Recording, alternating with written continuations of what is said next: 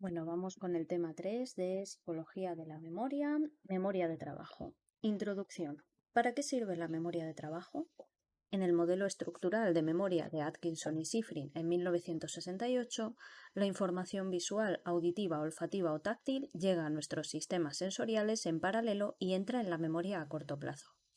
El término memoria de trabajo nació en Europa en los años 70, cuando Alan Baddeley y Graham Hitch en 1974 reemplazaron la memoria a corto plazo unitaria por el modelo multicomponente de la memoria de trabajo. La versión más actual es de Baddeley 2000. ¿Qué es la memoria de trabajo? Es un sistema de memoria de capacidad limitada encargado de mantener, procesar y actualizar la información de forma flexible en un breve periodo de tiempo, valiéndose de la memoria a corto plazo. Es una memoria activa y dinámica que cambia a lo largo del ciclo vital y disminuye con la edad. Con ella se manipulan distintas informaciones que deben mantenerse durante un tiempo activas en la memoria para poder completar una tarea satisfactoriamente. Cada vez hay más datos que sugieren que la memoria de trabajo consiste en la activación temporal de una red de memoria actualizada para alcanzar un objetivo concreto o resolver un problema. Este aspecto prospectivo y su función de integración de la información en el tiempo la convierte en una función ejecutiva que depende de la corteza frontal. La cooperación entre la corteza prefrontal y las cortezas asociativas posteriores hace que la memoria de trabajo pueda integrar percepciones y acciones en la conducta dirigida a metas, el razonamiento y el lenguaje. Modelo multicomponente de la memoria de trabajo. La memoria a corto plazo está incluida en la memoria de trabajo, que mantiene activas pequeñas cantidades de información durante breve tiempo, mientras manipula esa información para realizar tareas de comprensión, razonamiento y aprendizaje.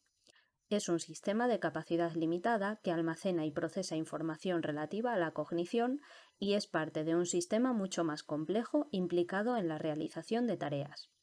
Los componentes de la memoria de trabajo son tres: el ejecutivo central, el bucle fonológico y la agenda visoespacial.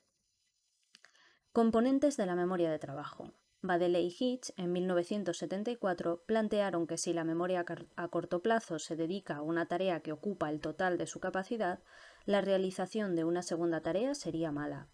Para poner a prueba esta hipótesis, pidieron a un grupo de sujetos que efectuaran una serie de tareas. Primero, tareas principales, comprensión de textos, aprendizaje de listas de palabras o razonamiento sobre dibujos. Y segundo, una tarea secundaria, repetición de dígitos de diferente longitud entre 1 y 8. Las conclusiones fueron que el tiempo de respuesta de los participantes aumentó linealmente con el aumento de la carga de memoria. Es decir, cuanto más dígitos retenían en su memoria, más tiempo necesitaban para procesar las tareas secundarias. Aunque los incrementos de tiempo no fueron demasiado grandes, esto concuerda con la predicción de la hipótesis de la memoria de trabajo o memoria operativa. En otros experimentos se dieron resultados similares. En su conjunto, los resultados parecen indicar que el procesamiento no se produce en la memoria a corto plazo, porque la capacidad de esta memoria está ocupada con la tarea principal. Por lo tanto, la memoria de trabajo y la memoria a corto plazo son dos memorias diferentes. El ejecutivo central controla otros sistemas que trabajan de modo concurrente y dos sistemas subsidiarios. El bucle fonológico, encargado del procesamiento del lenguaje, almacena información verbal en forma temporal. Está formado por dos sistemas que se comunican entre sí, que son el sistema de control articulatorio, de repetición verbal, que es la voz interior, y el almacén fonológico, de almacenamiento verbal, que es el oído interior. La agenda visoespacial, encargada de la manipulación de las imágenes mentales, almacena información visual espacial durante cierto tiempo y actúa como un ojo interior. El bucle articulatorio en niños normales y con dificultades de aprendizaje. En los niños con dificultades de aprendizaje, la función que relaciona el recuerdo y la tasa de habla es más plana que la de los niños sin estas dificultades, que a medida que repiten más deprisa su memoria mejora.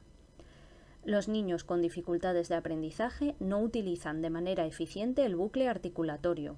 Por eso la función que relaciona el recuerdo y la tasa de articulación de palabras es más plana. ¿Por qué aumenta la amplitud de la memoria con la edad? Con la edad no cambia la capacidad de almacenamiento, sino el uso de estrategias conscientes cada vez más efectivas como la repetición y la organización. El aumento de la velocidad de articulación con la edad permite repetir más estímulos antes de que decaiga la información contenida en el bucle fonológico. Podría ser que existieran otros sistemas periféricos que almacenaran temporalmente información sobre movimientos o táctil. El bucle articulatorio es necesario para el aprendizaje de la lectura, la adquisición de vocabulario y la comprensión del lenguaje. Daneman y Carpenter, en 1980, supusieron que la memoria de trabajo debiera ser mejor predictor de la capacidad de lectura que la memoria a corto plazo.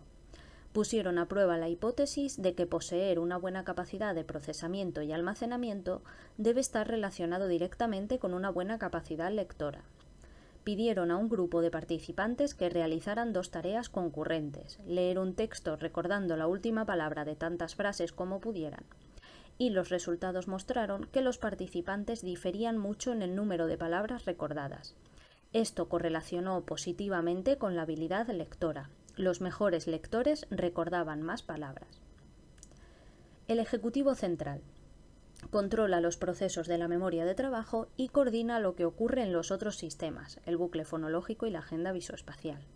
Además, coordina la actualización de los contenidos de la memoria de trabajo, control de la atención, lo que tiene que ver con la inteligencia fluida. Los procesos ejecutivos y de supervisión que realiza el ejecutivo central dependen de la corteza prefrontal. Funciones del ejecutivo central. Cambio entre tareas o conjuntos mentales. Entre las tareas experimentales que se utilizan para evaluar esta función están la tarea número-letra y la tarea local-global. Actualización y seguimiento de las representaciones de la memoria de trabajo, que la actualización de la información exige el seguimiento y la codificación de la información que entra al sistema de procesamiento en función de su relevancia, para después revisar los ítems mantenidos en la memoria de trabajo, reemplazando la información que ya no es relevante por otra que sí lo es. Para ello, hay que manipular activamente el contenido de la memoria de trabajo. Se utiliza la tarea NBAC, relacionada con la corteza prefrontal dorsolateral. Inhibición de respuestas dominantes. Se refiere a la capacidad para inhibir voluntariamente respuestas automáticas, dominantes o prepotentes. Para evaluarlo se utiliza la tarea de Stroop. Actualización del modelo de la memoria de trabajo. ¿Cómo se relaciona la memoria de trabajo con la memoria a largo plazo? Baddeley 2000 propuso un modelo actualizado con dos adiciones: la conexión con la memoria a largo plazo desde los subsistemas fonológico y visoespacial, una permitiendo la adquisición del lenguaje y la otra permitiendo el conocimiento espacial, y la inclusión de un almacén episódico al que se accede desde el ejecutivo central, aunque nuevos resultados experimentales indican que también puede accederse a través del bucle fonológico y del sistema visoespacial. La memoria de trabajo visoespacial. La agenda visoespacial se conoce actualmente como memoria de trabajo visoespacial, Logi 1995. Se define como la capacidad para mantener información visoespacial en un sistema temporal de memoria y procesarla sin tener en cuenta la fuente estimular, normalmente visual, pero también áptica o auditiva. Cornoldi y Becci, 2003. En el Laboratorio de Psicología de la Memoria de la UNED se estudió el efecto de tareas secundarias en la memoria de trabajo visoespacial. El objetivo fue estudiar cómo una tarea secundaria de interferencia espacial y otra de tipo verbal influía en la memoria de trabajo para estímulos espaciales, visión o tacto, la segunda más limitada. Aparatos y tareas. Se utilizaron matrices ápticas, una para la tarea principal y otra para la secundaria o de interferencia. Estas matrices estaban tras un aparato que impedía su visión. Hipótesis del estudio.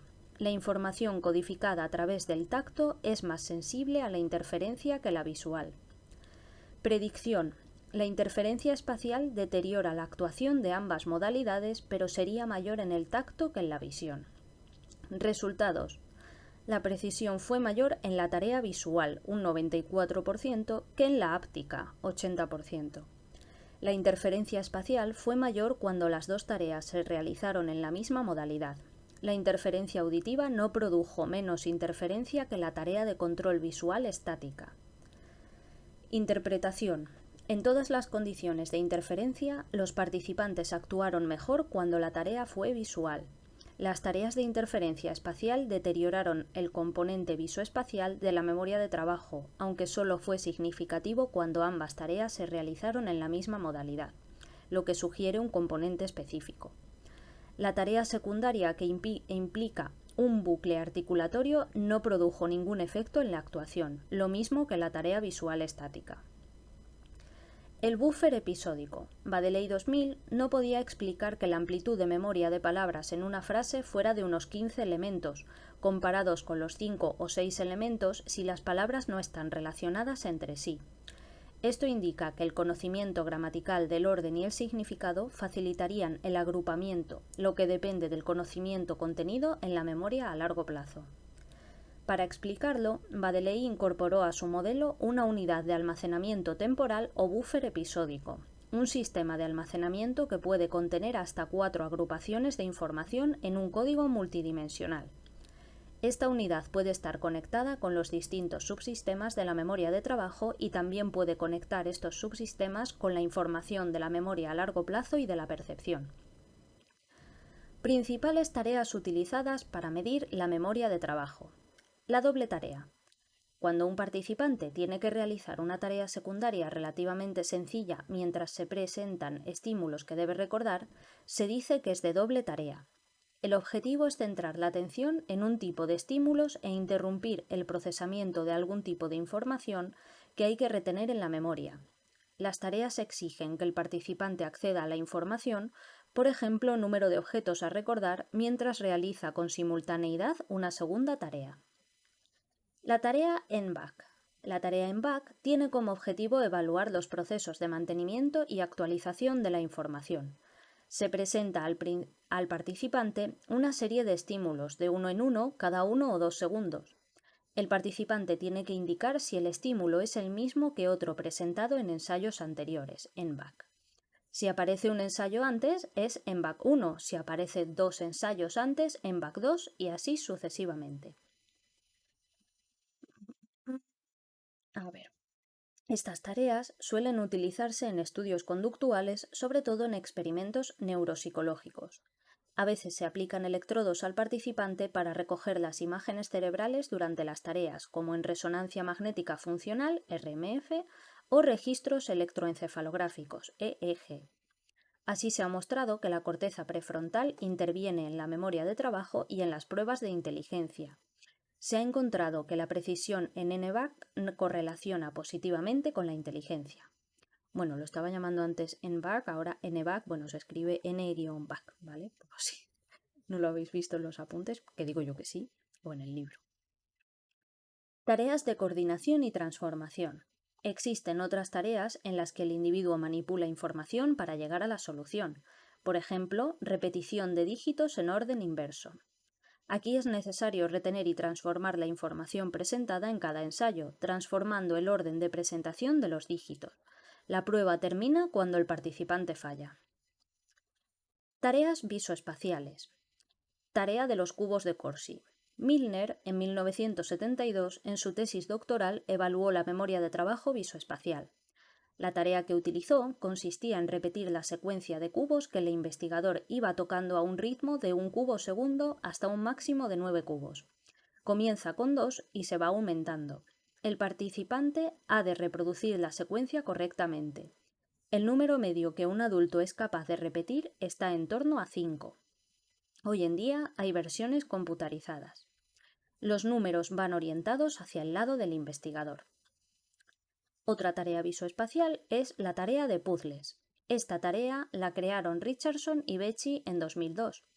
Consiste en reconstruir mentalmente dibujos de objetos a partir de fragmentos. La actuación varía en función de su complejidad, la carga de memoria y la rotación mental. Esta prueba es ecológicamente relevante, sensible y fiable para evaluar diferencias individuales en la memoria visoespacial. Existen diferencias significativas en precisión y velocidad de respuesta entre adultos jóvenes y mayores y entre adultos mayores y muy mayores. Neuropsicología de la memoria de trabajo. Ante ciertas lesiones cerebrales, determinados estudios mostraron que la memoria de trabajo reside en el lóbulo frontal, porque estas lesiones impedían al paciente realizar tareas sencillas relativas a la misma. Más recientemente, se ha constatado que los enfermos con lesiones en la zona prefrontal tienen problemas para manipular información en la memoria de trabajo. Con técnica de imágenes cerebrales se ha mostrado la activación de la corteza prefrontal durante la realización de tareas de memoria de trabajo. Estas técnicas sugieren que la activación de la región media ventrolateral de la corteza frontal juega un papel central, como las tareas espaciales y verbales, lo que apoyaría la importancia de los procesos ejecutivos o de control en la memoria de trabajo. Otras áreas cerebrales implicadas en la memoria de trabajo son el parietal posterior, el temporal inferior y conexiones con la corteza prefrontal que muestran actividad en el desarrollo de la tarea. Se ha encontrado actividad en la red frontoparietal, áreas frontales como el giro frontal medio, el giro frontal inferior y la zona caudal del surco frontal superior. Esto podría indicar la existencia de un mapa espacial empleado por la memoria de trabajo visoespacial, la atención selectiva y otras tareas como la memoria de trabajo verbal. Cambios de la memoria de trabajo a través del ciclo vital. La capacidad de la memoria de trabajo a lo largo del ciclo vital. La memoria de trabajo no es fija, experimenta cambios con la edad. Su capacidad aumenta a lo largo de la niñez y la adolescencia. En un estudio con participantes de 5 a 80 años se realizaron 2 pruebas verbales y una visoespacial. De 5 a 20 años se produce una mejora considerable en la actuación en estas tareas. De 21 a 39 años, la media aumenta ligeramente. La mejor actuación es en torno a los 30 años. De 50 a 70, la memoria de trabajo desciende. La capacidad de la memoria de trabajo desempeña un papel muy importante en el desarrollo del lenguaje, la comprensión y el razonamiento matemático. En personas con trastornos de atención con hiperactividad, personas con dislexia y personas con autismo se ha encontrado limitación en la memoria de trabajo, por lo que se hace importante el desarrollo de programas de entrenamiento efectivos que contribuyan a mejorar este sistema de memoria en niños con dificultades escolares. Park y colaboradores realizaron un estudio con 350 voluntarios de entre 20 y 80 años. Mostraron un descenso continuo con la edad en la memoria de trabajo. ¿Por qué decae la memoria con la edad? Hipótesis de la velocidad de procesamiento. Los jóvenes procesan más rápido. Hipótesis del déficit inhibitorio. Los mayores no pueden inhibir la información relevante. Hipótesis de la flexibilidad en el cambio de tarea. Los jóvenes son más flexibles y coordinan más eficazmente las tareas. Hipótesis de capacidad para construir relaciones entre las representaciones. Con la edad disminuiría la capacidad para construir, mantener y borrar temporalmente las relaciones existentes entre las representaciones y los contextos espaciotemporales. ¿Se puede entrenar la memoria de trabajo? Hay suficientes evidencias para afirmar que el cerebro humano tiene la plasticidad suficiente como para beneficiarse del entrenamiento. El objetivo del entrenamiento en el envejecimiento es mejorar el sistema de procesamiento de la persona mayor con el fin de poder mantener su funcionamiento cognitivo. Borella et al. 2010 y Borella, otra vez, en 2017, estudiaron el entrenamiento de la memoria de trabajo verbal en personas mayores. Presentaron palabras organizadas en series de listas de entre 2 y 6 palabras a través de un audiocassette a velocidad de una palabra por segundo. El participante debía golpear la mesa cada vez que escuchara el nombre de un animal. El intervalo entre listas era de 2 segundos. Al final de cada conjunto de listas, el participante tenía que recordar la última palabra de cada lista. Resultados. En conjunto sugieren la eficacia del programa de entrenamiento. El grupo entrenado mostró ganancias y conservó esta ventaja sobre el grupo control después de 8 meses. Entrenamiento con videojuegos mejora la memoria de trabajo. Objetivo del estudio. Investigar si personas mayores cognitivamente sanas pueden beneficiarse de entrenamientos con videojuegos y mejorar su memoria de trabajo visoespacial, así como observar si las mejoras se mantenían tras 3 meses de haber finalizado el entrenamiento. Método: 40 mayores cognitivamente sanos asignados aleatoriamente al grupo experimental y al grupo control. Diseño del estudio: factorial mixto con 2 grupos, experimental y control, por 3 sesiones, preentrenamiento, postentrenamiento y seguimiento a 3 meses, con grupo como factor intersujetos y sesión como factor intrasujetos. Programa de experimento: grupo experimental, 15 sesiones de 1 hora, 7 u 8 semanas, 6 videojuegos 2 veces cada uno. Y el grupo control, actividades habituales del centro. Tareas empleadas: cubos de Corsi en versión computerizada y puzzles. Resultados: los participantes del grupo experimental mejoraron significativamente a lo largo de las 15 sesiones de entrenamiento. Se mantuvieron en la prueba de puzzles tras los 3 meses. Esto sugiere que el cerebro de los mayores tiene cierto grado de plasticidad. Existe evidencia de que la plasticidad cerebral y cognitiva existe a lo largo de todo el ciclo vital. ¿El entrenamiento en memoria de trabajo mejora la actuación de otras tareas parecidas? Las tareas repetidas durante el entrenamiento constituyen la transferencia cercana y las mejoras en procesos más alejados constituyen la transferencia lejana. En un metaanálisis con 61 estudios se mostró que los mayores entrenados sufren mejoras significativas en el entrenamiento, pero también mejoras modestas en tareas similares, transferencia lejana. Y lo mismo ocurre en personas jóvenes. En otro metaanálisis con 87 estudios se encontró transferencia cercana pero no lejana, por lo que estos metaanálisis no son concluyentes. Y aquí finaliza nuestro tema 3 de Psicología de la Memoria. Muchísimas gracias a los que hayáis estado aquí y nada, nos vemos en el siguiente vídeo. Hasta luego.